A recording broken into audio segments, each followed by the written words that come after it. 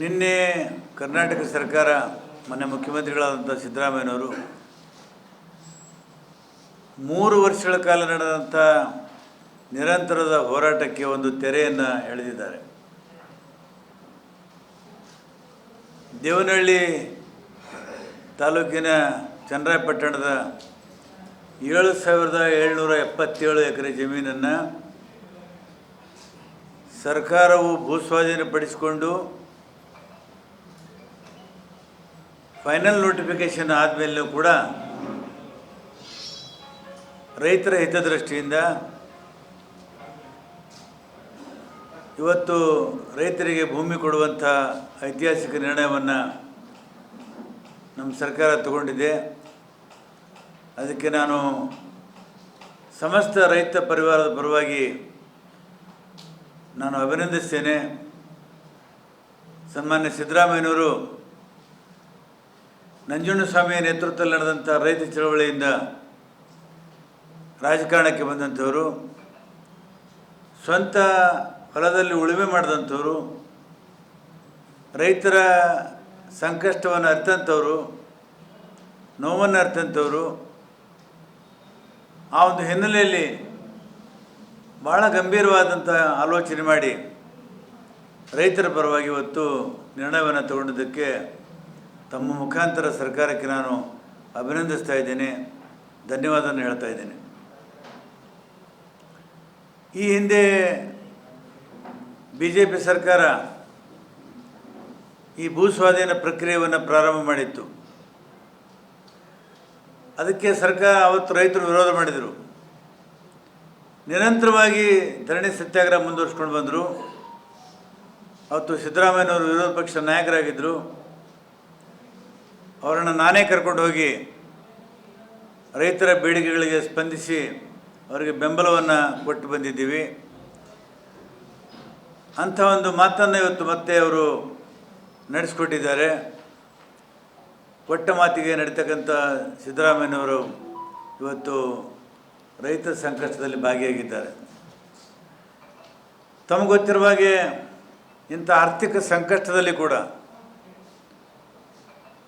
ಕಳೆದ ವರ್ಷ ತೊಗರಿ ಬೆಳೆಗೆ 450 ರೂಪಾಯಿ ಬೆಂಬಲ ಬೆಲೆ ಕೊಟ್ಟು ಖರೀದಿ ಮಾಡಿಸಿದ್ದು ತಮ್ಮೆಲ್ಲರಿಗೂ ಗೊತ್ತಿರುವಂಥ ವಿಷಯ. ಇದಕ್ಕಿಂತ ಮೊದಲು ಕೂಡ ತೊಗರಿ ಬೆಂಬಲ ಬೆಲೆಯನ್ನು ಕೊಟ್ಟು ಖರೀದಿ ಮಾಡೋದು ಕೂಡ ಆಗಿದೆ. ಮತ್ತು ಯಾವ್ಯಾವಾಗ ರೈತರಿಗೆ ಸಂಕಷ್ಟ ಬರ್ತದೆ ಆವಾಗ ರೈತರ ಪರವಾಗಿ ನಿರ್ಣಯವನ್ನು ತಗೊಳ್ಳುವಂಥ ಕೆಲಸವನ್ನು ಅವರು ಮಾಡಿದ್ದಾರೆ. ನಾನು ಮಾನ್ಯ ಮುಖ್ಯಮಂತ್ರಿಗಳಲ್ಲಿ ವಿನಂತಿ ಮಾಡ್ಕೋತೇನೆ, ತಾವೇ ರಾಷ್ಟ್ರ ಮಟ್ಟದಲ್ಲಿ ಒಂದು ರೈತರ ಪರವಾಗಿ ಧ್ವನಿಯಾಗಿ ಈ MSP ಬೆಂಬಲ ಬೆಲೆ ಬಗ್ಗೆ ಧ್ವನಿ ಎತ್ತಬೇಕು. ಮತ್ತು ರಾಷ್ಟ್ರದಲ್ಲಿ ಇವತ್ತೇನು ರೈತರು ಆತ್ಮಹತ್ಯೆಗೆ ಒಳಗಾಗಿ ಸಾಯ್ತಾ ಇದ್ದಾರೆ, ಅಂತಿಮವಾದಂಥ ಒಂದು ಹೋರಾಟವನ್ನು ಪ್ರಾರಂಭ ಮಾಡಬೇಕು. ದೆಹಲಿ ಗಡಿ ಭಾಗದಲ್ಲಿ ಭಾಳ ಒಂದು ಐತಿಹಾಸಿಕ ಹೋರಾಟ ನಡೀತು. ಸುಮಾರು 13 ತಿಂಗಳ ನಿರಂತರವಾದಂಥ ಹೋರಾಟದಲ್ಲಿ ನಾನು ಕೂಡ ಹೋಗಿ ಭಾಗಿಯಾಗಿದ್ದೆ. ನಮ್ಮ ಕರ್ನಾಟಕದ ಅನೇಕ ಜನ ರೈತರು ಭಾಗಿಯಾಗಿದ್ದರು. ಇವತ್ತು ಅಲ್ಲಿ ಸರ್ಕಾರ ಮಣಿದು ವಾಪಸ್ ತೊಗೊಂಡು, ಆದರೆ ಇಲ್ಲಿ ಸರ್ಕಾರ ರೈತರ ಮಾತಿಗೆ ಬೆಂಬಲ ಮನ್ನಣೆ ಕೊಟ್ಟು ವಾಪಸ್ ಪಡೆದುಕೊಂಡ್ರು. ಹೀಗಾಗಿ ಇವತ್ತು ರೈತರು ಕರ್ನಾಟಕದಲ್ಲಿ ಭಾಳ ಸಂತೋಷವಾಗಿದ್ದಾರೆ. ಮುಂದೆ ಬರ್ತಕ್ಕಂಥ ದಿನಗಳಲ್ಲಿ ಕೂಡ ಯಾವತ್ತು ರೈತರ ಕೈ ಹಿಡಿತಾರೆ, ರೈತರ ಬೆಂಬಲಕ್ಕೆ ನಿಲ್ತಾರೆ, ರೈತರ ಸಂಕಟದಲ್ಲಿ ಭಾಗಿಯಾಗ್ತಾರೆ ಅನ್ನುವಂಥ ಆಶೆಯನ್ನು ಇಟ್ಕೊಂಡಿದ್ದೇನೆ. ಹಾಗಾಗಿ ನಾನು ಇವತ್ತು ಮತ್ತೊಮ್ಮೆ ಸರ್ಕಾರಕ್ಕೆ ಅಭಿನಂದನೆ ಸಲ್ಲಿಸಲು ತಮ್ಮನ್ನು ಆಹ್ವಾನಿಸಿದ್ದೀನಿ. ಸೀಮಿತವಾಗಿ ಮಾಧ್ಯಮ ಗೋಷ್ಠಿಯನ್ನು ಮಾಡಲಿಕ್ಕೆ ಬಂದಿದ್ದೀನಿ. ಇದು ನಾನು ಅದೆಲ್ಲ ನನ್ನ ವಿಷಯ ಅಲ್ಲ. ನಾನು ಇಡೀ ಸಮಸ್ತ ರೈತರ ಪರವಾಗಿ, ಅವರು BJP ರೈತರಾಗಿರ್ಬೋದು, ಕಾಂಗ್ರೆಸ್ ರೈತರಾಗಿರ್ಬೋದು, ಕಮ್ಯುನಿಸ್ಟ್ ಆಗಿರ್ಬೋದು, ಅವ್ರ ಪರವಾಗಿ ನಾನು ಅಭಿನಂದನೆ ಹೇಳಕ್ಕೆ ಬಂದೀನಿ. ಮುಂದಿನ ದಿನಗಳಲ್ಲಿ ಕೂಡ ನಮ್ಮ ಸರ್ಕಾರ ರೈತರ ಪರವಾಗಿ ನಿಲ್ತಂತ ಹೇಳಿ ಆಶೆ ಇಟ್ಕೊಂಡಿದ್ದೀನಿ. ಏನೇ ನಮ್ಮ ಎಲ್ಲ ವಿಷಯಗಳನ್ನು ನಾನು ಕೇಳಿದ್ರು ಅದು ಹೇಳಿದ್ದೀನಿ. ಅದು ಮಾಧ್ಯಮಕ್ಕೆ ನಾನು ಹೇಳಲ್ಲ. ಅವರು ಅಂತಿಮವಾಗಿ ಏನು ನಿರ್ಣಯ ತಗೋತಾರೋ ಅದನ್ನು ಸ್ವಾಗತ ಮಾಡ್ತೀನಿ. ಸರ್, ಈಗ ನಿಮ್ಮ ಆತ್ಮೇಲೆ ಸಂಕಷ್ಟದ ಪ್ರಕೃತಿ ವಿಕೋಪ ಆಯ್ತಾ, ಜಾಗತಿಕ ಮಟ್ಟದಲ್ಲಿ ಆರ್ಥಿಕತೆ ಹಿನ್ನಡೆ ಆಯ್ತಾ?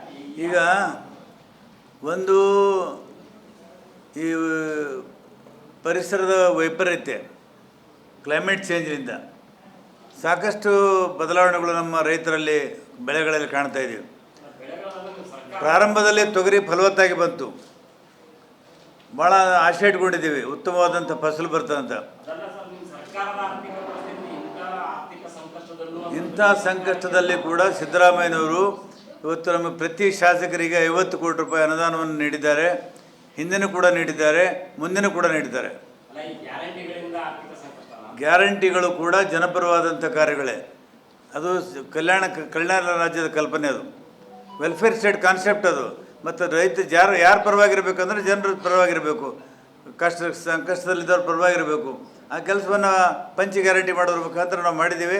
ಜನ ನಮಗೆ ಆಶೀರ್ವಾದ ಕೂಡ ಮಾಡಿದ್ದಾರೆ. ಆ ಕಾರಣದಿಂದ ನಾವು ಅಧಿಕಾರಕ್ಕಿದ್ದೇವೆ. ಈಗ ಮಾನ್ಯ ಮುಖ್ಯಮಂತ್ರಿಗಳಿಗೆ ಇವತ್ತು ಇಡೀ ದೇಶದ ಜನ ಅವ್ರ ಮೇಲೆ ನಂಬಿಕೆ ಇದೆ, ವಿಶ್ವಾಸ ಇದೆ. ನಾನು ಅವ್ರಿಗೆ ವಿನಂತಿ ಮಾಡ್ಕೊತಾ ಇದ್ದೀನಿ, ಈ ಏನು MSP ಬೆಂಬಲ ಬೆಲೆಯ ಒಂದು ದೊಡ್ಡ ಸಮಸ್ಯೆ ಇದೆಯಲ್ಲ, ಕಾನೂನಿನ ಒಂದು ಹೋರಾಟ ನಡಿಬೇಕಂತ, ಅದಕ್ಕೆ ಇವರು ನೇತೃತ್ವ ವಹಿಸಬೇಕು ಅಂತ ನನ್ನ ಬೇಡಿಕೆ.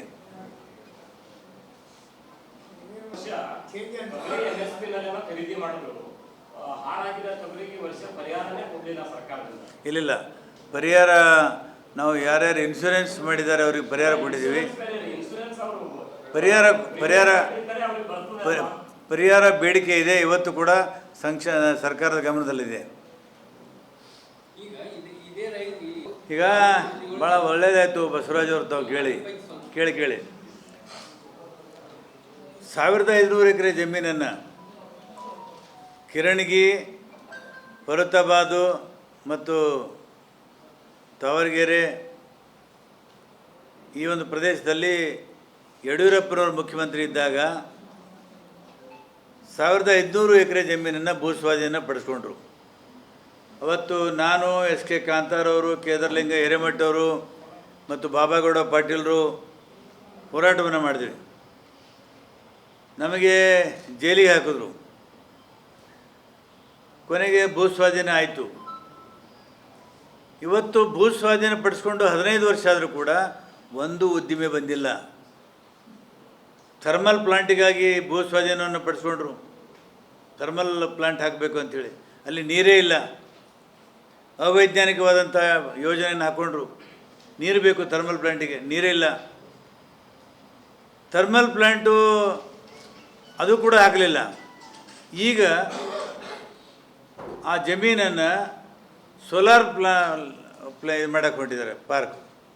ಸೋಲಾರ್ ಪಾರ್ಕ್ ಮಾಡೋದಕ್ಕೆ ಇನ್ನೂ ಆ ಫಲವತ್ತಾದ ಜಮೀನು ಉಪಯೋಗ ಮಾಡೋದು ಬೇಡ. ನಂದು ಕಳಕಳಿ ವಿನಂತಿ. ಹೊನ್ನೆಕಿರಣಿಗೆ ಹೆಸರು ಬಂದದ್ದು ವೀರೇಂದ್ರ ಪಾಟೀಲರು ಮೊದಲನೇ ಸಲ ಮುಖ್ಯಮಂತ್ರಿ ಆಗಿದ್ದಾಗ ಬರೀ ಕಿರಣಿಗೆ ಅಂತ ಮಾತ್ರ ಹೆಸರಿತ್ತು.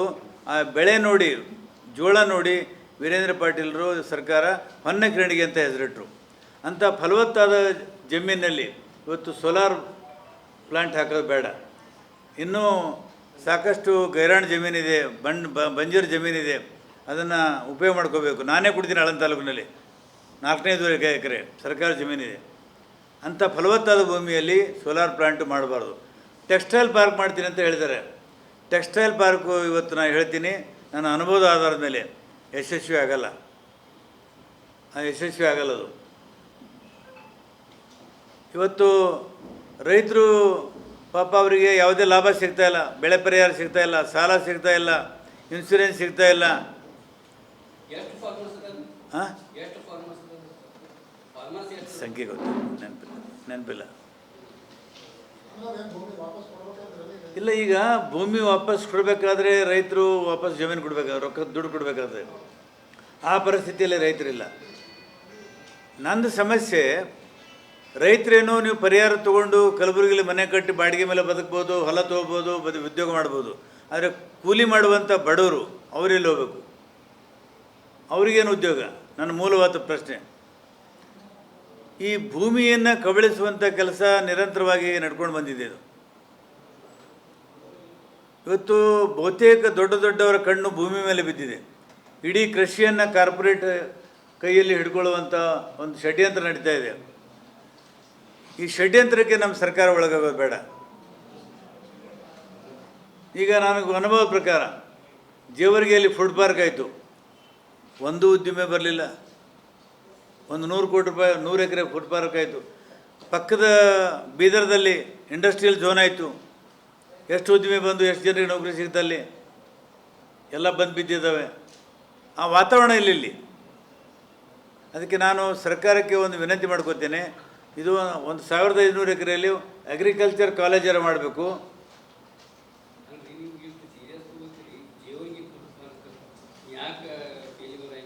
ಇದು ನಾನು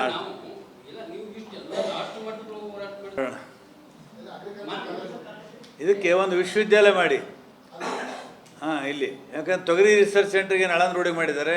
ಅದು ಮೊದಲು ಜಾಗ ಭಾಳ ಕಡಿಮೆ, ಈಗ ಕಡಿಮೆ ಬೀಳ್ತಾ ಇದೆ. ಹೊಸ ಸಂಶೋಧನೆಗಳು ಆಗಬೇಕಾಗಿದೆ, ಹೊಸ ತಳಿಗಳು ಬೆಳೀಬೇಕಾಗಿದೆ. ತೊಗರಿ ವಿಸ್ತರಣೆ ಆಗಿದೆ, ಬರೀ ಕಲಬುರಗಿಗೆ ಸೀಮಿತವಾಗಿಲ್ಲ. ಬೀದರ್ಗೆ ಹೋಯ್ತು, ಬಿಜಾಪುರಕ್ಕೆ ಹೋಯ್ತು, ರಾಯಚೂರಿಗೆ ಹೋಯ್ತು, ಚಿತ್ರದುರ್ಗಕ್ಕೆ ಹೋಯ್ತು, ಧಾರವಾಡಕ್ಕೆ ಹೋಯ್ತು, ಹುಬ್ಬಳ್ಳಿಗೆ ಹೋಯ್ತು, ಬೆಳಗಾವಿವರೆಗೂ ಕೂಡ ಹೋಗಿದೆ, ಚಿತ್ರದುರ್ಗವರೆಗೂ ಕೂಡ ತೊಗರಿ ಬಿತ್ತುವಂತ ನಡೆದಿದೆ. ತೊಗರಿ ಇವತ್ತು ನಮ್ಮ ಬೇಳೆಕಾಳು ನಮ್ಮ ದೇಶಕ್ಕೆ ಇವತ್ತು ಕೂಡ ಆಮದು ಮಾಡ್ಕೋತಾ ಇದ್ದೀವಿ, ಕಡಿಮೆ ಇದೆ. ಎಣ್ಣೆಕಾಳು ಮತ್ತು ಬೇಳೆಕಾಳು ಇಲ್ಲಿ ನಾವು ಹೊಸದಾಗಿ ಸಂಶೋಧನೆ ಮಾಡಿ ಹೊಸ ತಳಿಯನ್ನು ರೈತರಿಗೆ ಕೊಟ್ಟರೆ ರೈತರು ಫಲವತ್ತಾದ ತೊಗರಿಯನ್ನು ಬೆಳೆಯೋದು, ನಾವು ಆಮದು ಮಾಡುವುದನ್ನು ನಿಲ್ಲಿಸ್ಬೋದು. ಹಾಗಾಗಿ ಸರ್ಕಾರ ಪುನರ್ ಯೋಚನೆ ಮಾಡಬೇಕು. ಈ ಸೋಲಾರ್ ಪಾರ್ಕು ಮತ್ತು ಟೆಕ್ಸ್ಟೈಲ್ ಪಾರ್ಕು ಇದನ್ನು ಕೈ ಬಿಟ್ಟು ಒಂದು ಸುಂದರವಾದಂಥ ವಿಶ್ವವಿಖ್ಯಾತ ವಿಶ್ವವಿದ್ಯಾಲಯವನ್ನು ಮಾಡಬೇಕು ಅಂಥೇಳಿ ನಾನು ಒತ್ತಾಯ ಮಾಡ್ತೀನಿ. ಆಗಿದೆ, ಅದಾಗಿದೆ. ಆಳಂದಲ್ಲಿ ಕೂಡ ಆಗಿದೆ. ಮೊನ್ನೆ ಇಲ್ಲಿಂದ ಡೆಲಿಗೇಷನ್ ಹೋಗಿ ಅವ್ರಿಗೆ ಮಾನ್ಯ ಮಂತ್ರಿಗಳ ಭೇಟಿ ಮಾಡೋದು ನಾನು ಪತ್ರಿಕೆಯಲ್ಲಿ ನೋಡಿದ್ದೀನಿ. ನಾನು ಸಿಕ್ಕಾಗ ಮಾತಾಡ್ತೀನಿ. ಆ ಸಮಸ್ಯೆ ಆಗಿದೆ, ನೀವು ಹೇಳೋದು ಸತ್ಯ ಇದೆ. ಕೊಡುವಾಗನೇ ತಪ್ಪು ಮಾಡಿದ್ದಾರೆ. ಅಗ್ರಿಕಲ್ಚರ್ ಕನ್ಸರ್ನ್ಡ್ ಬಿಸ್ನೆಸ್ಗೆ ಮಾತ್ರ ಕೊಡಬೇಕಾಗಿತ್ತು, ಅದು ಯಾರ್ಯಾರಿಗೂ ಕೊಟ್ಟಿದ್ದಾರೆ. ಆಳಂದಲ್ಲೇ ಆಗಿದೆ.